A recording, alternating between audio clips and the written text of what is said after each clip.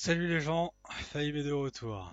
Alors aujourd'hui, je vais vous parler de comment on peut modifier les modèles qui sont existants qu'on peut trouver sur Internet ou 3D Mini Factory ou peu importe. Donc, je vous explique qu'est-ce qu'on va faire, c'est quoi notre objectif. Donc, un ami à moi m'a demandé de lui designer quelque chose. Donc, on est tous les deux des vapoteurs et il voudrait une boîte comme ça dans laquelle on pourrait mettre un accu. Donc bah, vous verrez tout à l'heure après à quoi ressemblent les accumulateurs, mais c'est gros comme un doigt, c'est assez balèze. Donc en gros, il faudrait le mettre par le dessus et il roulerait. Donc il nous a mis en pointillé son petit design et du coup ça irait dans le fond et ça tomberait et ça ferait un genre de distributeur. Donc quand il m'a dit ça, je suis allé chercher sur Thingiverse et on a discuté un petit peu de ce qu'il voulait et ce qu'il voulait pas. Et du coup, on s'est plus ou moins accordé sur ce modèle-là. Donc bah, là, vous avez l'ID de l'objet, mais de toute façon, le lien sera dans la description. Donc il m'a dit que ça, c'était très bien, mais qu'il y avait un étage en trop. Et en fouillant un petit peu sur internet, on a trouvé aussi une autre version qui était apparemment, excusez-moi, c'est une de mes quêtes qui se termine. On a trouvé une autre version à peu près du même genre et qui était un peu trop serrée en fait, du coup en largeur. Cette dimension-là était trop serrée, du coup on est parti sur celui-là, mais sur l'autre qu'on a vu ici, il y avait c'était écrit 1850 qui est le format de l'accumulateur qu'on veut ranger dedans. Et je lui dis, bah, j'enlève un étage, et si tu veux, je te le personnalise. Donc, le gars en question s'appelle Retrovirus, donc je lui ai proposé de lui faire un design de ce type-là, remixé un petit peu, où il y aurait du coup son nom dessus. Donc, pour faire ça, on va télécharger, alors moi je l'ai déjà téléchargé, mais bon, vous téléchargez les fichiers, et Et après, on va passer sur Tinkercad. Alors, Tinkercad, voilà. Donc, c'est un logiciel qui est édité par Autodesk. Autodesk étant un très très gros vendeur de logiciels basés sur la 3D. Et, euh, et du coup, c'est complètement gratuit. Donc, vous créez un compte et vous pouvez commencer directement à vous faire un tutoriel pour mais oui, mais on s'en fout, laisse-moi jouer. Euh, donc on peut faire le système vous propose de faire un tutoriel pour apprendre à maîtriser le logiciel. Donc ça commence par créer des cubes, les copier-coller, faire une clé à molette. Je vous invite à faire le tuto avant de commencer ce qu'on va faire là, puisque du coup, pour apprendre à se déplacer dans le plan qui nous est proposé, c'est quand même vachement pratique. Et je trouve que d'ailleurs le tuto est pas encore suffisamment complet, tout du moins quand je l'avais fait au mois de mai, sachant qu'on est au mois de juillet. Quand je l'avais fait au mois de mai, il y a une fonction très particulière que j'avais pas trouvée et que depuis j'ai trouvé, donc on va voir tout ça. Donc, vous pouvez créer des conceptions. Donc, moi, j'ai déjà des trucs qui sont en cours. Bah, ça, du coup, c'est pour Bruno.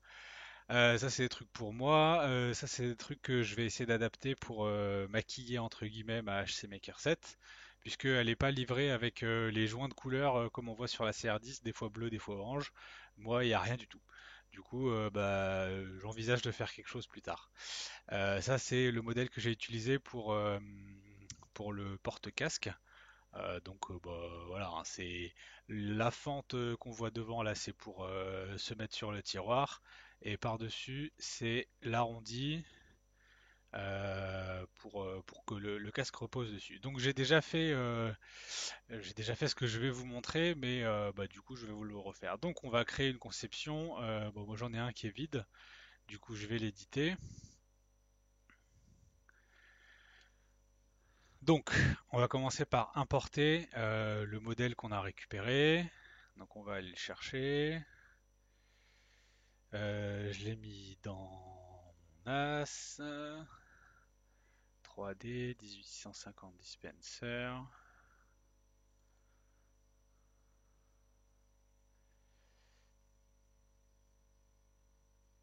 Voilà. on l'importe. Et donc voilà ce qu'on a. Donc on peut zoomer et dézoomer avec la molette. Avec le clic droit, on tourne. Et si vous voulez, en fait, donc, quand on tourne comme ça, le centre du plan est toujours au centre de l'écran. Et si vous voulez vous déplacer en hauteur, vous appuyez sur la molette et vous pouvez monter et descendre. C'est cette fonction que j'avais pas dans le tuto à l'époque et qui m'avait beaucoup manqué, mais c'est pas grave. Donc, donc voilà à quoi ça ressemble notre truc. Donc pour nous, l'objectif, ça va être de retirer un étage, c'est-à-dire qu'on va essayer de couper au niveau de la cale qui est ici. On va retirer tout ce qu'il y a au-dessus. J'ai demandé à Rétro, il a dit qu'il se foutait complètement du support mural, donc on va tout simplement le faire sauter. Et on va mettre son nom devant. Donc on va déjà s'occuper de la découpe en haut, parce que c'est assez simple. Donc on va dézoomer, et en fait quand vous cliquez sur l'objet et que vous cliquez sur un des coins, vous voyez les dimensions s'afficher. Donc on va utiliser ces dimensions plus tard. Donc en fait là on peut créer différentes formes, chacune ayant ses paramètres. Mais nous on va commencer par une boîte. En fait on va créer une boîte de vide, une boîte de perçage.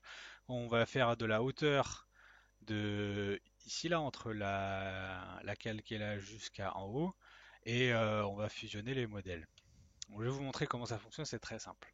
Enfin, après avoir fait les tutos, c'est beaucoup plus simple, hein. Si vous regardez que vous n'avez pas fait le tuto de Tinkercad, pour le divertissement, bon, vous vous en foutez, mais si vous voulez le refaire, je vous invite vraiment à faire le tuto. Donc on clique sur boîte, la boîte qui est grise pour que ça soit pas solide, et on va la poser. Donc on voudrait idéalement qu'on n'ait pas à faire plein de boîtes pour couper l'espace du haut, donc on va reprendre les dimensions qui sont là. Donc on a 76 par 120 globalement. Donc on va refaire la même chose. On va mettre 120 et 76. Donc on a quelque chose qui fait la taille en longueur-largeur, par contre on n'a pas la hauteur encore. Donc vous pouvez le glisser avec le clic gauche. Vous voyez en bas moins 35, moins 72, enfin les chiffres qui sont en bas vous indiquent à quel point vous le déplacez. Donc en fait, bah, on va déjà le lever pour comprendre un petit peu où on est. Donc on va tourner un peu. Donc, pour augmenter la hauteur, il faut cliquer sur le carré. Et si vous voulez juste monter le modèle sans augmenter sa hauteur, il faut utiliser la petite flèche là. On va le monter. On va à peu près se mettre à la hauteur qu'on veut. On va le déplacer derrière. Et donc là, on voit bah, que par exemple notre cube, notre boîte vide, elle n'est pas assez haute, donc on va continuer de la monter. Il faut qu'on voit l'intersection en fait entre le solide et le perçage qui se forme d'une autre couleur. Donc là, en termes de hauteur au-dessus, on est bon. On va le déplacer un petit peu. Bon, c'est pas assez large, mais on va l'étirer, on s'en fout. Voilà. Alors par contre, on n'est pas assez bas. Vous voyez que ici, il reste encore de la matière. Donc on va augmenter sa hauteur. Et ensuite, on va le descendre. Donc pour faire ça, on va sélectionner la pièce. On va se mettre là dans un angle qui nous semble correct. Ok, on ne peut pas le déplacer comme ça. Alors je vais le descendre avec la flèche. Voilà, là c'est trop bas par exemple, parce qu'on attaque la cale. Là c'est bon, là c'est trop haut parce qu'il n'y en a pas assez qui ont enlevé. Voilà. Donc en fait on a créé une intersection entre de la matière qui est en vert clair, enfin kaki clair, et le noir qui est le vide, pardon, qui est en gris rayé, et du coup ça nous donne du kaki foncé.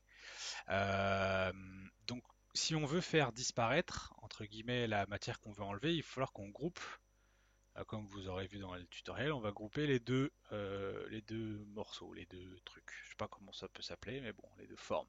Donc, on va sélectionner, et du coup, on voit bien, par exemple, que là, on a du trait bleu sur le bas, ça veut dire que cette pièce est sélectionnée. Là aussi, on a du bleu, ça veut dire que c'est sélectionné.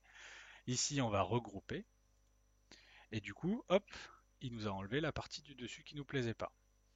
Alors, à ce moment-là, on se dit que les deux triangles qui sont là, Non seulement on n'en a pas besoin, vu qu'on n'a plus besoin du support mural, mais que ça va être chiant à imprimer parce que c'est dans du vide.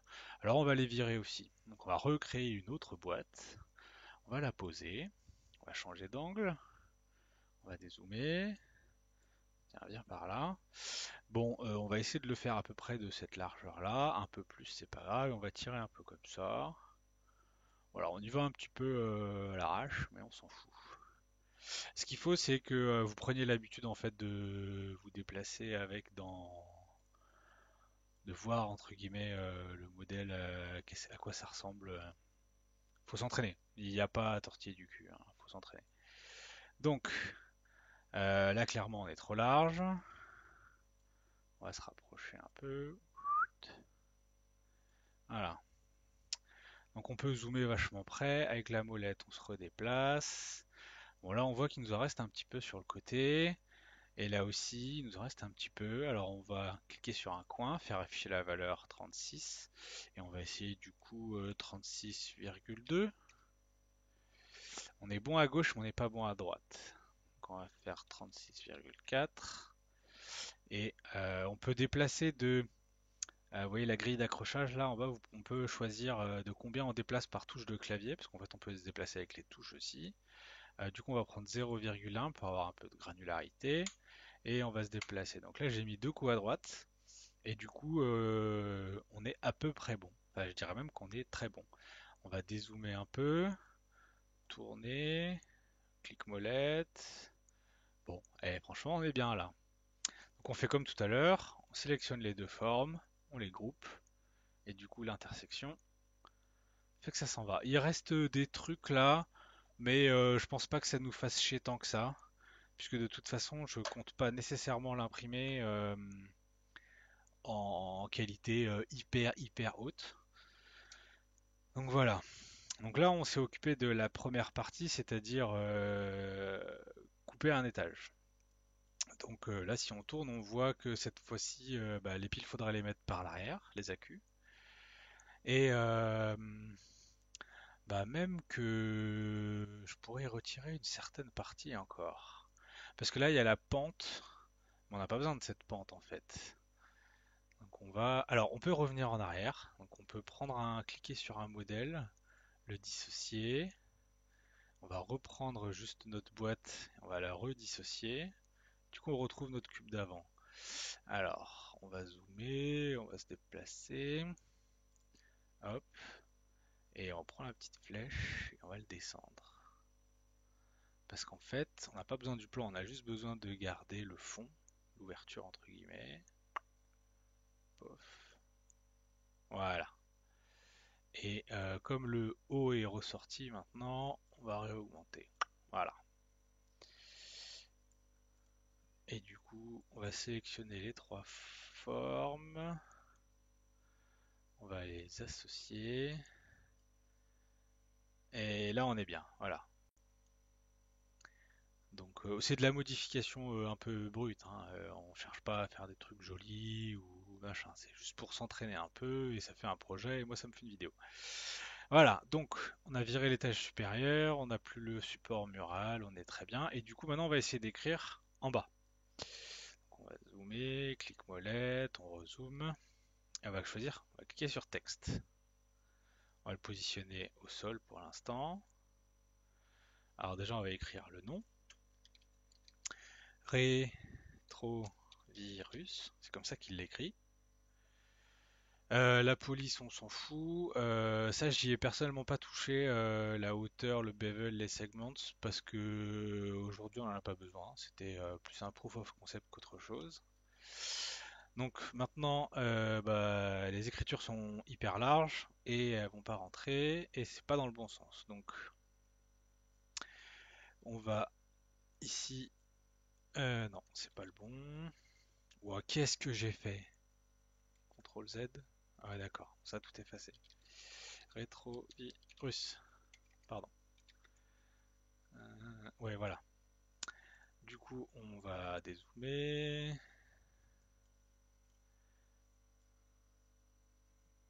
Je sais pas, j'étais à combien? Je pense qu'on était à 20. là, 20. Non, ça devait être 25. Oh, mais tu fais chier. Eh, vous savez quoi? Sélection, supprimer et on recommence. Pas hésiter à tout péter. Rétrovirus. Voilà. Donc moi ce que je voudrais c'est pouvoir le mettre debout. Je sais que j'ai déjà réussi. C'est celui-là. Et pas celui-là. Parce qu'il y a les petites flèches là. Donc on va le prendre. Moins 90. Donc maintenant on a quelque chose qui est écrit correctement. C'est beaucoup trop large. Donc on va prendre les dimensions de notre pièce qui est là. On appuie sur le coin. 76. Si on regarde bien, la plaque à la, enfin les dimensions, c'est les dimensions totales du distributeur, mais la plaque à l'avant, elle n'est pas aussi large. Donc on a 76, donc on va sélectionner le texte et on va lui mettre, disons, 74. Sélectionne, choisis la dimension 74 mm. Ok. Je pense qu'on est pas mal. On va déplacer notre pièce. Alors voilà, là je reste appuyé sur la touche de droite, mais ça va vraiment pas assez vite parce que la grille d'accrochage est très petite. On va l'agrandir un peu. Et voilà, du coup, ça fait des à-coups beaucoup plus sympas. On va se remettre en 0,1 parce qu'on en aura besoin plus tard. Alors, on voit que bah, déjà les lettres dépassent en bas du plan et qu'elles sont pas là où on veut. Donc on va sélectionner notre objet et on va descendre sa hauteur. Voilà, faut vous essayer de voir ce que ça vaut, hein. Après c'est vous qui voyez. Et en termes d'épaisseur, bon bah on est clairement trop. Du coup on va redescendre à... Ah non, ça faut pas faire. Là en fait, si vous prenez un coin et que vous vous déplacez, bah, du coup vous pouvez changer toutes les dimensions. Et c'est pas ce qu'on veut. Alors vous pouvez faire Shift, vous restez appuyé sur Shift et vous prenez la dimension. Et du coup ça vous fait des modifications qui gardent les proportions sur la pièce. Attendez que je me tourne pour que vous compreniez. Si je fais Shift, et ben voilà, ça garde les dimensions globales, le ratio, alors que si vous appuyez pas, bah, vous pouvez faire un truc tout dégueulasse. Ok, on revient en arrière plusieurs fois. Et du coup, quand vous voulez changer une seule dimension et que vous voulez pas vous faire chier, vous cliquez sur un coin et vous mettez votre valeur. Je mettrais bien 4 mm pour essayer. Voilà. Et du coup, on va essayer de le placer. Donc, faut qu'on le mette en avant. Alors, je voudrais que les lettres soient un peu dedans. Ça, je suis sûr que... Voilà. Et on va les monter. Voilà. Donc, on a notre objet. On vérifie que ça dépasse pas derrière. C'est pas mal. Ça dépasse quand même pas mal devant. Et c'est un peu trop. Alors, on va le déplacer. On va cliquer dessus et avec flèche du haut, on devrait pouvoir l'enfoncer au fur et à mesure. Voilà. Plus j'appuie, plus ça disparaît dedans. Voilà, ça peut complètement disparaître, mais on s'en fout, on va le faire sortir un petit peu. Voilà, faut que ça se voit. Et voilà, et là je pense qu'on est pas mal. Du coup, on va faire comme tout à l'heure, on va joindre les formes, puisque le texte et le distributeur sont pour l'instant séparés. On clique sur regrouper, et voilà. Donc on a un objet qui est pas mal. Donc on est aux spécifications du client entre guillemets. Voilà. Donc maintenant, ce qu'on peut faire, c'est ce truc-là, si ça, puisqu'on est bon, on va l'exporter. Alors, vous pouvez choisir de l'exporter en OBJ si jamais vous avez des imprimantes qui gèrent la couleur avec plusieurs matériaux et tout et tout. Mais nous, on n'a pas assez d'argent, du coup, STL. Et du coup, ça vous génère un fichier et après, il suffit de le ranger là où vous voulez. Moi, je l'ai déjà enregistré puisque je l'ai déjà sorti tout à l'heure le modèle. Mais voilà, donc vous l'enregistrez et après vous l'ouvrez avec votre slicer préféré. Et moi, mon slicer préféré, c'est le seul que j'ai appris à utiliser, c'est Simplify. Donc, on retrouve notre même pièce, probablement avec des codes différentes, hein, parce que le rétro est un peu petit là. Et ça, c'est la version finale.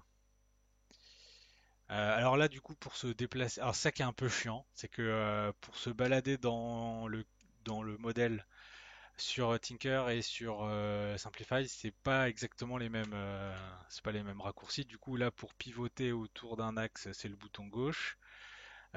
Pour déplacer l'espace de construction, c'est le clic droit, et la molette, ça reset tout. Et ça vous le met en vue cavalière, je crois. Enfin bon, on s'en fout. Donc, voilà notre modèle.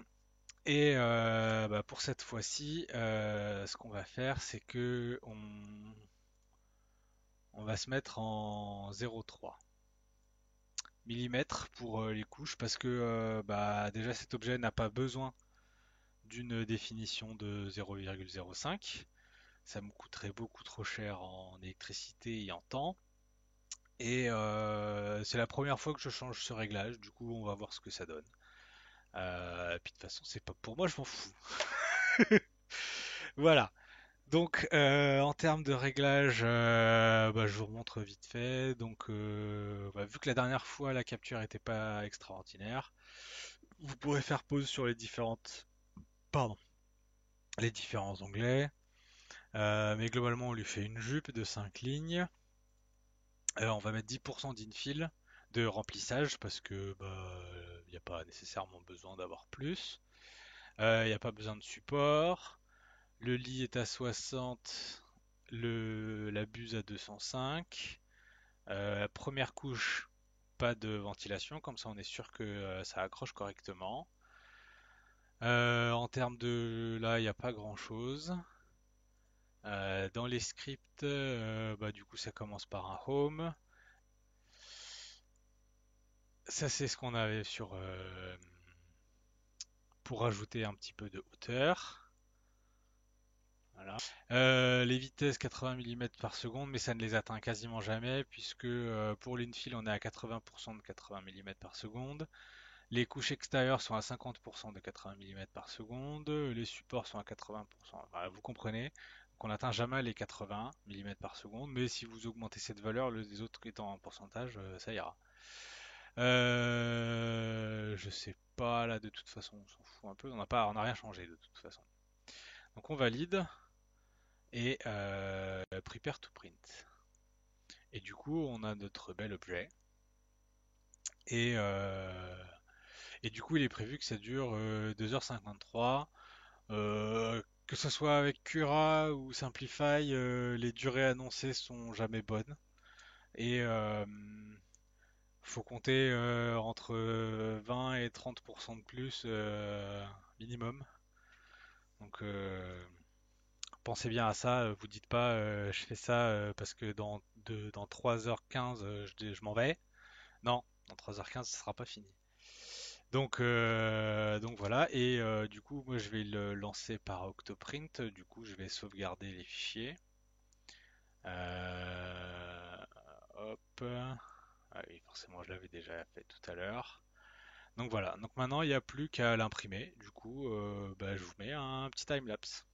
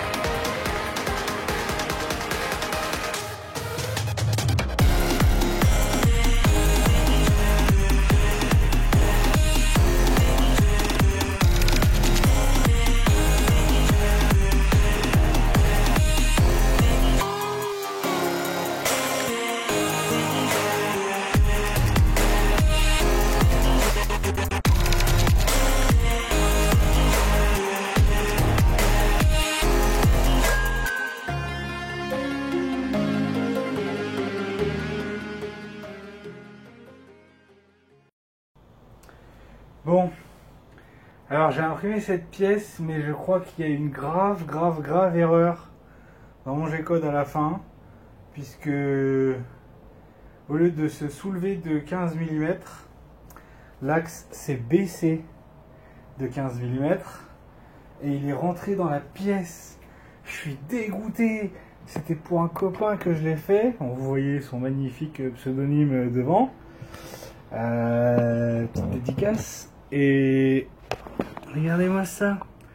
La buse qui est imprimée depuis 3 heures et quelques. Du coup, cette partie-là en métal, c'est ça qui chauffe en fait. Et ça, bah, c'était hyper chaud. C'était à plus de 200 degrés depuis plus de 3 heures. Et à la fin de l'impression, ça s'est enfoncé dans la pièce. Et on voit super bien l'encoche que ça nous a faite. Voilà, ça m'a défoncé le truc. J'ai du plastique partout sur la buse maintenant. Et je suis dégoûté. Dégoûté de ouf. Donc les settings que je vous ai donné la dernière fois pour changer les G-codes de fin et tout, là, ne les utilisez pas. Il y a des impressions pour lesquelles ça fonctionne et d'autres pour lesquelles ça fonctionne pas. Alors je pourrais pas dire pourquoi ni comment. Mais là, je viens de détruire quelque chose, quoi. Et je suis vraiment deg. Bon, on va quand même essayer de le décoller de son emplacement. Donc j'utilise la pince, enfin le truc pour décoller. Et en général, j'ai mis un coup de cutter par la suite. Mais non, c'est n'importe quoi.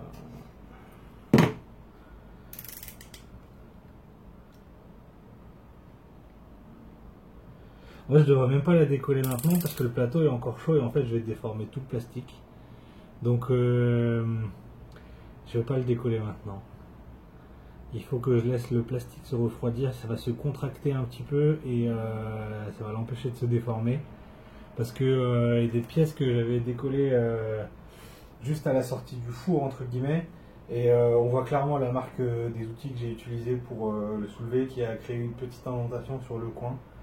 Donc je vais le laisser refroidir, mais je suis dégoûté.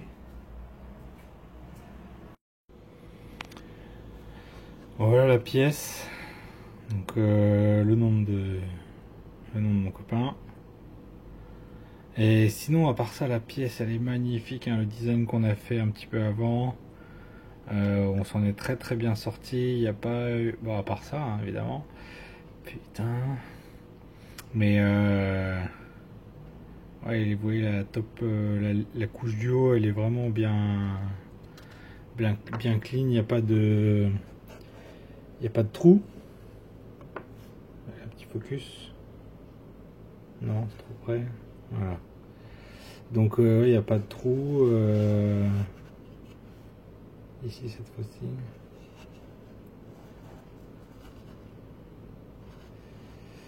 On est vraiment bien. J'ai juste fait de la merde dans mon G-code. Ça m'apprendra à faire des expériences sur des pièces qui sont pas à moi. Et du coup, on va tester un peu le but de cet objet. Donc, c'est censé être. Je n'ai pas censé. C'est un.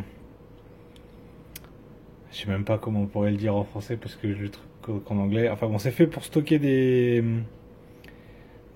des accumulateurs au lithium de cette taille-là. Donc c'est relativement gros, hein. C'est des piles qu'on appelle 18650 dans le milieu. Et si on regarde, on devrait trouver. Voilà.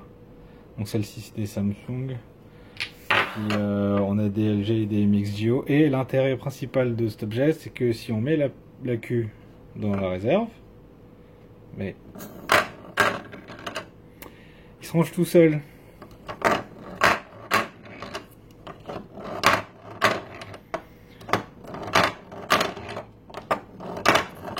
Un distributeur. Alors, on va pouvoir probablement stocker 15 ou 20 là-dedans. Voilà, donc ça marche très bien. Alors, donc, bah, vous avez vu la merde que ça a foutu parce que j'ai modifié le G-code. Donc, J'ai trouvé pourquoi. J'ai compris pourquoi certaines pièces ça le faisait et d'autres ça le faisait pas. En fait, toutes les pièces pour lesquelles ça a marché, c'était des pièces qui faisaient moins de 15 mm de hauteur. Donc quand j'imprime des caches pour profil en alu, quand j'imprime des grilles de ventilation ou des trucs comme ça, forcément, vu que ça fait entre 3 et 5 mm de hauteur, quand on lui dit d'aller à la hauteur 15, et ben ça monte. Mais quand on imprime des pièces qui sont plus grandes que 15 mm et qu'on lui dit d'aller à 15, bah ça descend. Parce qu'en fait, quand on précise bah, dans le G-code, si on précise rien, c'est des valeurs absolues, c'est-à-dire qui se basent sur l'origine de, du- de l'espace de travail. Tu fais vraiment chier, toi. Et donc ça utilise les origines, et du coup, bah forcément, si on lui dit d'aller à la hauteur 15 mm, avec la buse, il défonce la pièce. Donc la façon qu'il faut faire, donc c'est valable, parce que du coup là j'ai testé, c'est valable via Octoprint ou sur Simplify ou probablement sur Curage, je sais pas, Curage, je m'en suis servi que quand j'étais au boulot et au boulot on prenait pas de risque, du coup je sais pas. Mais du coup, ce qu'il faut rajouter c'est ça. G91, ça dit que quand l'instruction G91 elle est lue, ça définit comme la position, c'est des positions relatives en fait. Les commandes qui viendront après G91, les distances qui seront parcourues, ce sera à partir de la position actuelle de la buse et non pas des valeurs absolues, donc ce sera des valeurs relatives. Et du coup, bah, là on voit que si on fait prepare to print, on voit l'état de la buse qui sera en haut de la pièce, alors que si on ne met pas le G-code que je vous ai montré, ending script, si ça, imaginons que je le commente, on va virer le point virgule, on va le mettre devant, donc point virgule c'est pour commenter, si on valide et qu'on refait prepare to print, et ben là on voit la buse qui voudra aller à la hauteur 15 mm et qui, au passage, bah, fera un joli trou. Voilà, donc c'est comme ça qu'il faut faire pour pas défoncer ces pièces. Et a posteriori, je me rends compte que c'est ça qui a abîmé aussi mon Bowser. Moi, je pensais que c'était la chaleur qui irradiait de la buse qui s'était arrêtée juste à côté. Mais ça me semblait bizarre qu'il y ait autant de plastique sur la buse. La gravité va pas dans ce sens-là normalement. Mais à l'époque, je savais pas. Et voilà. Donc, c'est comme ça qu'il faut faire pour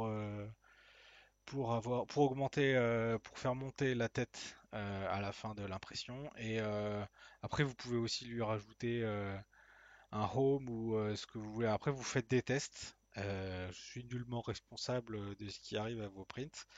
Ça me fait déjà suffisamment chier d'être responsable de ce qui arrive au mien de print. Voilà. Bah voilà, je vous souhaite une bonne fin de journée slash soirée. Ouais, allez, vas-y, on s'en fout du message d'erreur maintenant. Donc, bah à bientôt. Voilà, tout simplement. Je sais pas.